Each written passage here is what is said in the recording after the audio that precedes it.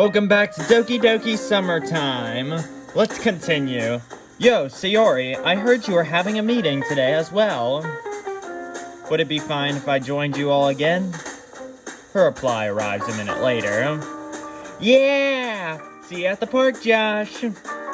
Well, at least one of them doesn't mind me being there. That's a good start, I guess. I wonder what the other girls will be like. Maybe Monica will have another game in mind. Maybe Natsuki made cupcakes again, and there will be some left over for me. Maybe Yuri, has nicer clothes on? I thought Yuri's clothes were fine, yet I didn't really pay attention, but honestly, we shouldn't even care what clothes she wears. She could wear, they can wear whatever they want, including Yuri. So, yeah, let's not be judgmental here. Might as well go and find out. The girls are not only still in the park when I arrive, but are also at the same location. Ah, hi everyone. Hi. Hello, Sayori. Hello there. Hello, Yuri. Hi, Josh. Hi, Monica. I knew it'd be just a matter of time before you showed up. Am I really that predictable? Or how did you... Oh, Sayori told you I'm coming, right? She gave me a perplexed look, turns to Sayori, then back to me.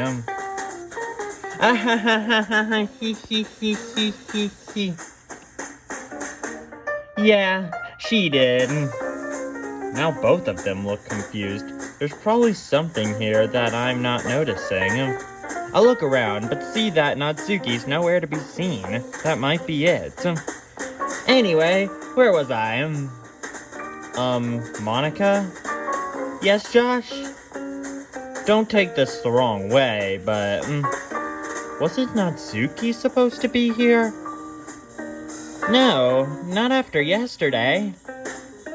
I mean, not after what she told me yesterday. Okay, Monica, just out of curiosity, what exactly did she tell you? I want to know. That being, Monica,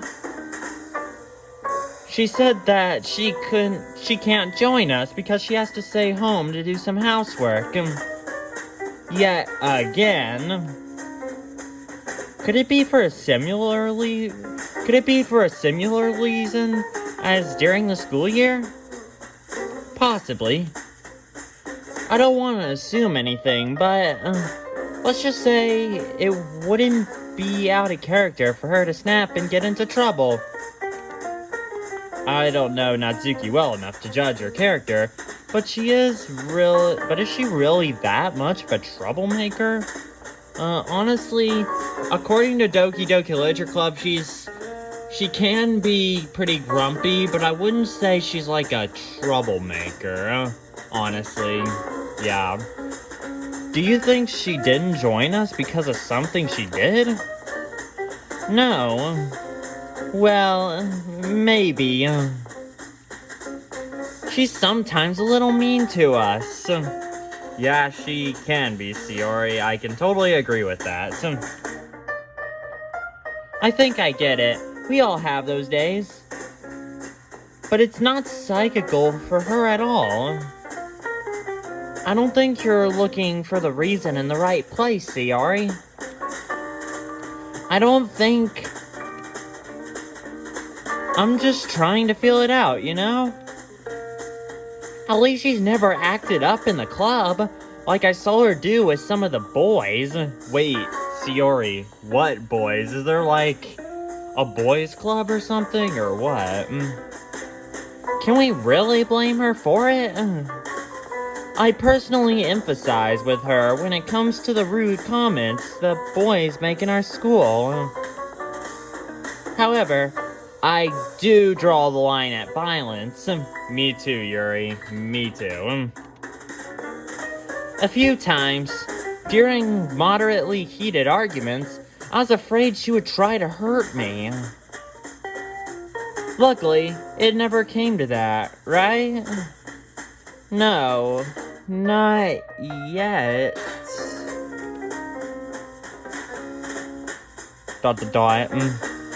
Anyway, Josh, do you have any obligations to tend at the moment? Because in case you don't, you could stay a little longer than you did on Monday. Thinking it over for a moment, I really can't say I have something better to do. Or someone. I guess I could stay. Wonderful! Stay a while and listen. You might identify a topic that gets you interested in reading a book, or even a tome. I have a feeling that even if one of them sat by my side and guided me through an entire book, the words on the pages wouldn't keep my attention from drifting off. Especially not if they only talk about those printed words.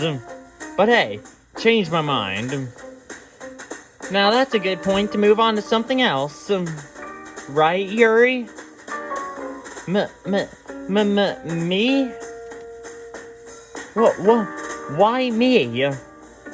Yuri looks away, but I can see her mouth curving into a meager smile. Aren't you forgetting something, Yuri? Yuri looks at Monica quizzically, as if she's waiting for a prompt to act. The books, Yuri. You said you bought 2 in case someone else would like to read it too. Yuri lets out a sigh, as if she was about to take on a challenge. Yes, I did. I recently bought a new horror book, which you might like too, Josh. That's not the reason I bought it. I was gonna buy a new one anyway. ... She lets out another sigh. Maybe she needs to rest a bit. Alright, time to let out another sigh. I merely went with a story that's been adapted into a video game. Yes, you did, Yuri. And it's Doki Doki Literature Club, my favorite game. So I've heard. Perhaps it could be a good starting point for you to become involved in literature. I'm sorry if this is a bit too sudden. Don't sweat it, Yuri. What's the story about? Let's see. It takes place in a whatever that word is, future, where a new war broke society as we know it. A once bustling city became an unearthly concrete jungle that is now inhabited by ghoulish creatures roaming the ruins. The remains of the local populace are forced to live their lives in underground tunnels to escape the deadly radiation on the surface. However, even despite the most dire of circumstances, humans can't escape their nature and squabble over what little remains. It has elements of philosophy mixed into the post-apocalyptic, whatever those words are. However, the occasional fights, this might be the thing that will keep your attention. It might be, Yuri. Most certainly might be. Philosophy mixed in? Like quotes from historical people?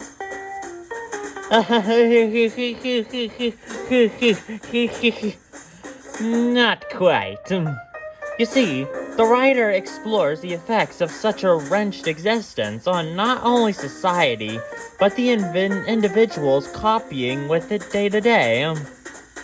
As you can imagine, living in the darkness with little to no light, compared to sunlit days we enjoy, is a terrifying fate that can drive almost anyone insane. A recurring theme that skirts the border of copying and embracing insanity are the different cults that are present in the story. It's a rather negative approach to a religion, per se, although the book does not portray spirituality itself in a bad light. I only recently started to read it, so my description of it was only what I've gathered from a few reviews. In case they whatever that word is, your interest, I would gladly lend you one of my copies. That is, if Monica's okay with you having it first. That's nice of you to offer to me, Yuri. I'll think about it. I'm glad to hear that. In case you go for it, we could discuss it together. I guess we could. Though I haven't really had any discussions about books before. You'd have to show me how it's done before we go in deep.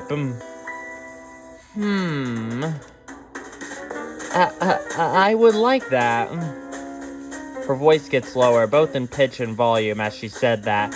She's nervously fiddling with her hair and visibly starts blushing. Does she always get so excited when talking about books? Monica and Yuri start laying out their plans for the summer, visiting places, doing things together, a lot of girly stuff that's just boring to listen to.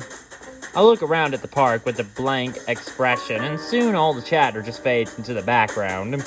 Suddenly, I'm jolted back into reality by a dog's barking as it runs past me. I turn around to see it, and I spot Sayori playing around with the brown fur ball. I notice a lively, but distinctively calm temper, just sitting on the ground, looking with a curious puppy eyes at all the people around. I want to go there and ruffle that scruffy hair. The dog is cute, too, I guess. Hey, am I allowed to give a pat on the head? Huh? Sure, she's very open and friendly. Well, that's nice to hear, Sayori. I lean down and pat her head gently. Whoa, what are you doing? I'm not a dog. But I get why they like it so much. You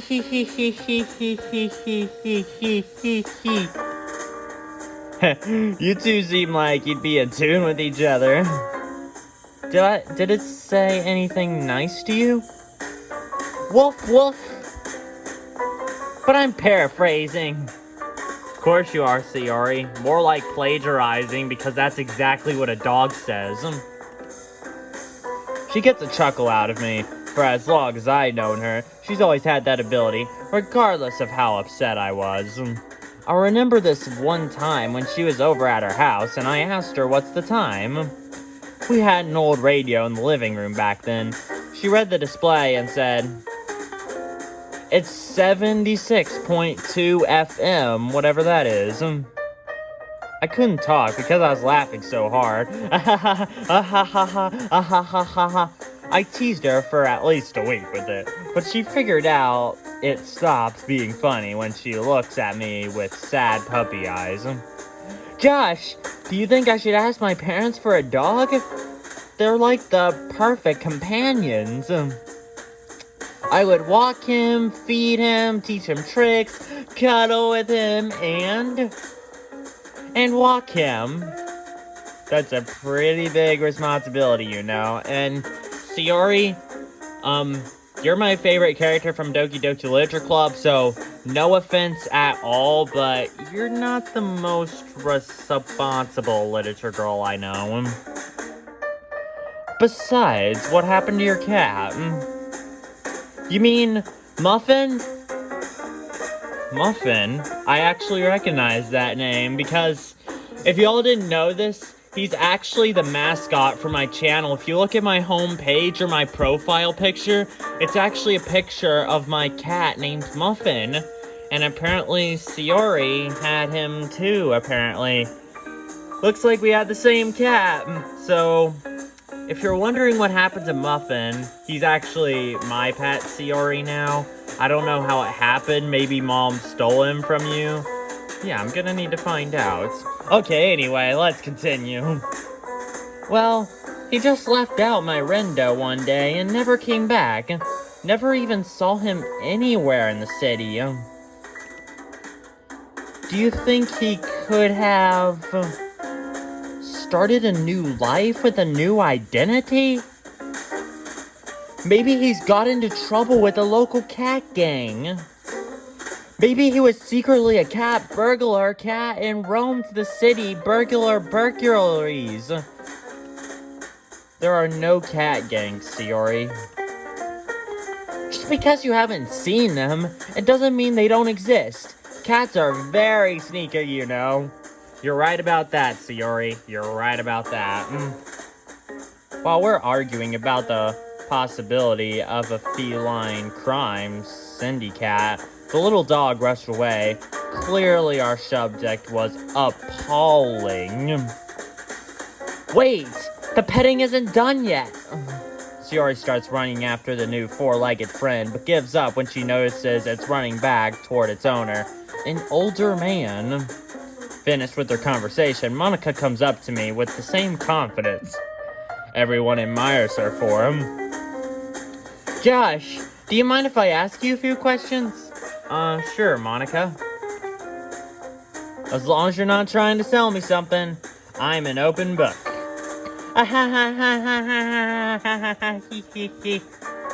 It's not like that. Don't worry. Do you remember the school festival? Yeah, it was okay. I didn't see you at the club's presentation. Which isn't surprising, given the numbers and attendance we've had. That's actually related to what I wanted to ask you about. Seeing as you're an outsider, what's the impression you have of the club? Honestly, Monica, if you don't remember, I was in the club at the beginning of this year, and I really enjoyed it. I really enjoyed it, Monica. Let me just tell you that right now. Although there was a lot of stuff happening, it was pretty good. The first thought that comes to my mind is that it's full of cute girls from what I've seen, but I doubt that compliment would be received as well. Now, I know I keep saying this, but Doki Doki Literature Club is literally my favorite game. Like, I'm being serious when I say this. Like, the horror moments are perfectly timed, it has good music, it's got a great plot line, and you can hear more about it in the Doki Doki Literature Club Ultimate Finale video. Well, you still seem like a cool bunch to me, and I'm still not excited about reading, so there's that. But you're probably talking about before I met you all. I don't know, it just sounded like a club of people who aren't fed up with reading after all the mandatory studying. Mandatory?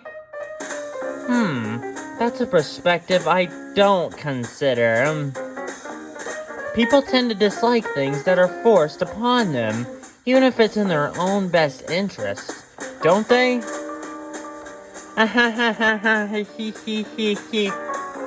should really learn that lesson. You, of all people? You seem more like a kind-hearted leader, carrying all her club members on her hand than a bossy bee. Boss?